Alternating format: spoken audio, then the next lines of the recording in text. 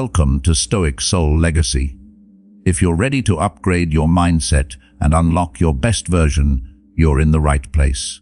Make sure to hit that subscribe button, drop your thoughts in the comments, and share this channel with someone who needs a little push today. Let's grow, let's rise, and let's stay motivated together. Have you ever heard a question that sounded innocent, but deep inside, something told you it was wrong? A gentle tone, a harmless smile, and yet the moment you answered, you realized you had just stepped into a game you could never win. This is the art of the liar. They don't just lie with words, they lie with questions. And if you can't see through the disguise, you'll get trapped doubting yourself, apologizing for things you never did, until you start fighting against yourself instead of them. The ancient Romans knew this well. Seneca, Epictetus, Marcus Aurelius, they warned us. A liar rarely attacks head-on. They plant tiny seeds of doubt, and then they wait for you to destroy yourself.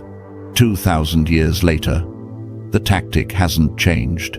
It's only become more subtle. In today's video, we'll break down the 5 most dangerous questions liars ask to manipulate and control you.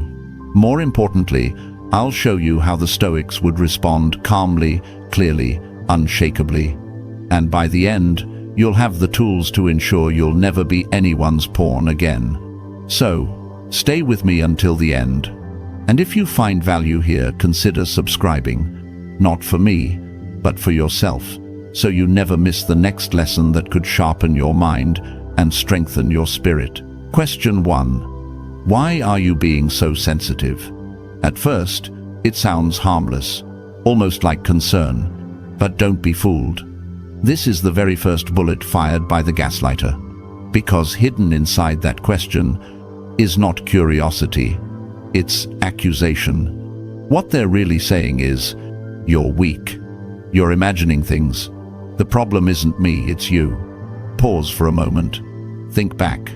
Have you ever been in a relationship where the moment you pointed out something wrong, you were brushed aside with a laugh? Oh, you're just too sensitive. Or maybe at work, you questioned the ethics of a decision, only to hear, don't overreact. It's just business. That's not concern. That's a weapon. Because what they're trying to do is strip you of your greatest defense, your awareness. They want to take your sensitivity, which is really a radar for danger, and twist it into a weakness. Seneca once wrote, "We suffer more in imagination than in reality." Manipulators know this. They plant seeds of doubt in your imagination until you begin to question yourself, until you start believing you're the problem. But here's the truth. Sensitivity is not weakness. Sensitivity is awareness. The person who feels deeply often sees the cracks in the wall, long before anyone else notices. A financial analyst who spots small inconsistencies in the books, mocked as paranoid, but later proves a multi-million-dollar fraud. A wife who senses a subtle change in her husband's behavior, dismissed as overreacting, only to discover the betrayal months later. In both cases, sensitivity was not a curse. It was the early warning system. So what would a Stoic do? Marcus Aurelius once said, "If someone can prove me wrong and show me my mistake, I will gladly change, for it is truth that I seek, not victory." A person who truly values you will never shame your awareness. Only those hiding something fear your perception. So next time someone throws the line, "Why are you being so sensitive?" Don't get angry. Don't defend. Simply look at them and calmly reply, "I'm not being sensitive. I'm being observant. Does that make you uncomfortable?" One sentence. And you'll watch as the mask begins to slip. Question 2. You trust me, right? It sounds so gentle, so innocent. But beneath the surface, this is not a question. It's a trap. Because anyone who demands trust instead of earning it has already revealed their hand. Think about it. A trustworthy person doesn't need to ask for your faith. Their actions speak louder than words. Day after day, consistency builds trust. But when someone looks you in the eye and insists, "You trust me, right?" what they're really saying is this: "Don't think, don't question, just hand me the keys to your mind." Epictetus warned us, it is impossible for a man to learn what he thinks he already knows. Liars understand this truth. They use that question to shut down your curiosity, to make you feel guilty for being cautious, to convince you that asking for proof makes you disloyal. But caution is not betrayal. Caution is wisdom. Think of the business partner who won't show you the numbers, but leans in and says, "Trust me." Or the lover who hides their phone, yet repeats, "Don't you trust me?" They're not building trust. They're demanding blind faith. And blind faith is the breeding ground of betrayal. So how would a Stoic respond? Not with panic, not with defensiveness, but with calm detachment. This is apatheia, the Stoic discipline of not letting emotion override reason. When faced with the words, "You trust me, right?" pause, breathe, and reply, "Trust is earned through consistency. Are you asking me to ignore my judgment?" That single line flips the entire frame, because now the spotlight is on them, not on you. A liar will stumble, change the subject, or lash out. But a person of integrity, they won't be offended. They'll simply keep showing you, through their actions, that they are worthy of trust. Remember, trust is not a gift handed out under pressure. It is a fortress built stone by stone, through time, truth, and consistency. And the Stoic never forgets. To give away that fortress too quickly is to surrender your peace. Question 3. Are you accusing me of something? This one is clever. It looks like a simple question, but it's actually a shield, a way to flip the frame and put you on trial. Here's how it works. You raise a concern. You notice something doesn't add up.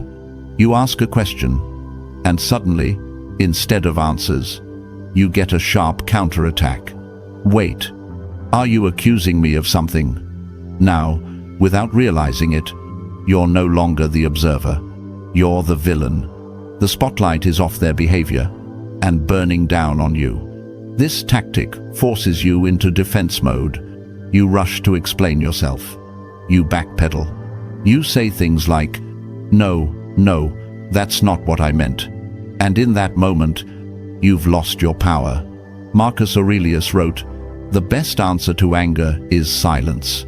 But silence, in Stoicism, does not mean surrender. It means refusing to play the game on someone else's terms. Think about a courtroom. If the guilty can make the judge apologize, the trial collapses. That's exactly what this question is designed to do. So how do you respond? With stillness, with composure. The next time someone snaps, "Are you accusing me of something?" don't rush to fill the silence. Hold your ground. Maintain eye contact. Wait 2, maybe 3 seconds, and then calmly say, "Should I be?" It's just 3 words. But those 3 words flip the pressure back where it belongs. They pierce the mask. Because liars expect panic. They never expect power. Real-world examples. A boss confronted about missing funds. "Are you accusing me of stealing?"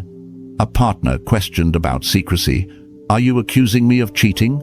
In both cases, the goal is the same: to turn your search for truth into an attack you must defend. But the Stoic refuses to be baited. He knows that truth does not panic. And wisdom does not apologize for observation. Remember this: the one who asks, "Are you accusing me?" is often revealing more than they realize. Question 4. Would I ever lie to you? This one is poison wrapped in velvet. It sounds tender, almost wounded, as if you've insulted them simply by doubting. But ask yourself this: why would someone need to ask such a question? unless they already sensed you were close to the truth. Would I ever lie to you? Is not really a question. It's theater.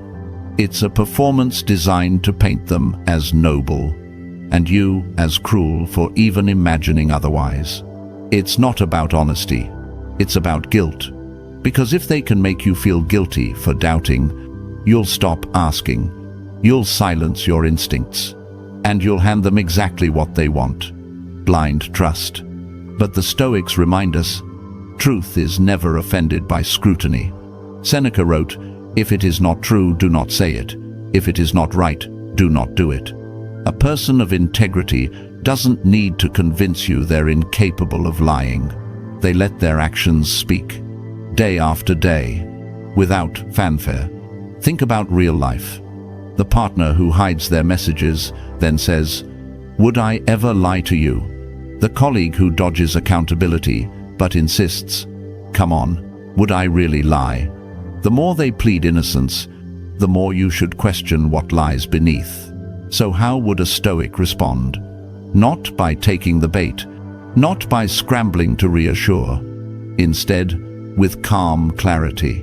The next time someone asks, "Would I ever lie to you?" Pause. Let the silence work. And then reply. That's not the question. The question is, would I know if you did? In that instant, you shift the power. Because liars thrive in fog. They want you blinded by doubt. But your response switches on the floodlight. And once the light is on, the shadows can no longer hide them. Remember, honest people don't fear questions. Only liars do. So, never confuse a performance of innocence with the reality of truth. Question 5. Can't we just move on? This is the last card in the liar's deck. The desperation play. When denial fails, when distraction fails, they turn to exhaustion. Can't we just move on? On the surface, it sounds like peace, like closure. But look deeper. It's not about resolution. It's about escape. What they're really saying is, I don't want accountability. I don't want to face the truth. I just need you too tired to keep digging. And that's how many lies survive. Not because the liar outsmarts the truth, but because the truth seeker grows weary and gives up. The Stoics knew this tactic well. Marcus Aurelius wrote, "If it is not right, do not do it. If it is not true, do not say it." Notice he never added, "unless it's inconvenient." For the Stoic, truth has no expiration date. It does not fade just because someone wants to move on. Think of real life. A company caught in scandal, the leaders beg employees, "Let's not dwell on the past. Let's focus on the future." A spouse exposed in betrayal. "Why keep talking about it? Let's move forward." But in both cases, the plea isn't for healing. It's for silence. It's to bury what still festers in the dark. So, how does the Stoic respond? Not with rage, not with endless argument, but with steady resolve. When someone asks, "Can't we just move on?" you breathe and calmly answer, "I'll move on when I understand what happened, not before." That single sentence anchors you in truth. It tells the liar you cannot be rushed, that your peace is built on clarity, not on fatigue. Liars hate this because they thrive on your exhaustion. But when you refuse to surrender, when you stand calmly in certainty, their game is over. Remember, moving on is not about speed. It's about honesty. And only when the truth is faced can peace truly begin. Stoic thinking to avoid manipulation. Liars thrive on emotion. They don't need facts. They don't need logic. They only need you to lose your balance. They'll make you feel guilty for asking questions. They'll shame you as too sensitive when you notice the cracks. And when guilt and shame don't work, they'll exhaust you until you're too tired to keep searching for truth. That's the battlefield of the manipulator. Not truth, not reason, but emotion. And this is exactly where Stoicism offers a shield. Epictetus taught, some things are in our control, others are not. This single distinction is the foundation of freedom. When you know what belongs to you and what doesn't, you cannot be enslaved by their tactics. So, when they try to guilt you, remember, their feelings are not your responsibility. When they accuse you of being too sensitive, remember, awareness is a strength, not a weakness. And when they try to wear you down, remember, time itself is neutral. Truth has no deadline. The Stoic doesn't react at the liar's pace. He observes. He breathes.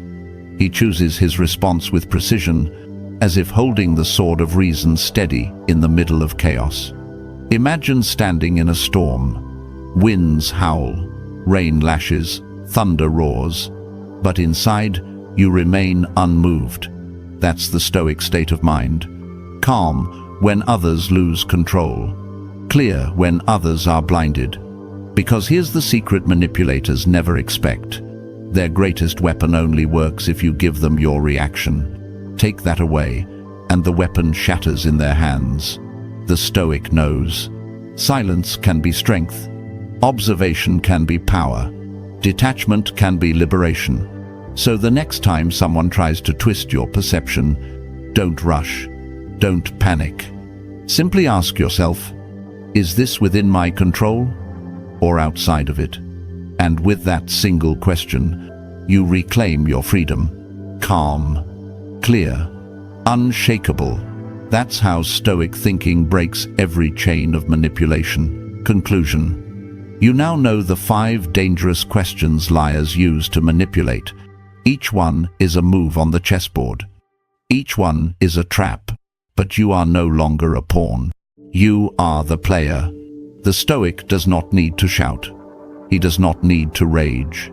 He simply sits steady, gazes into truth, and lets the liar reveal themselves. Seneca, Epictetus, Marcus Aurelius. They all knew the same reality. The man who sees clearly is dangerous, not because he is violent, but because he cannot be controlled. So remember, you are not cruel for having standards. You are not harsh for seeking truth. You are not weak for noticing deception. You are awake. And in a world of shadows, the awake are feared. Choose clarity. Choose reason. Walk as a Stoic warrior, calm, observant, unshakable. If this message speaks to you, tap like, subscribe to the Stoic Habit, and share it with someone who needs it. And in the comments, write just 3 words: I choose clarity.